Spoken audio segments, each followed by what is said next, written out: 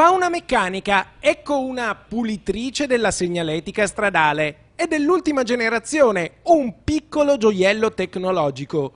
Per un assessore ai lavori pubblici appassionato come Claudio Cicero è un giocattolo meraviglioso, tanto che l'ha già prenotata. Non sono disponibili a breve e quindi li stiamo rincorrendo. Sono poche, lavorano molto in autostrada, cercheremo di portarle in città il più rapidamente possibile. Questa macchina per l'idrocancellazione arriverà a Vicenza verso il 10 agosto e resterà in città per un paio di giorni, anzi di notti. Diciamo che saranno un paio di notti perché vogliamo, quando arriva la macchina cercheremo di sfruttarla al meglio nelle ore che permane a Vicenza e quindi ci saranno delle attività che coinvolgeranno la stazione dove abbiamo fatto degli interventi per la cancellazione della corsia che ovviamente adesso tende a riemergere e vogliamo che sia invece pulita regolarmente, così come anche in Viale San Lazzaro nella parte che abbiamo fatto. Ma non solo, questa macchina verrà utilizzata per cancellare le strisce in via Vittorio Veneto per lo spostamento della sosta verso destra.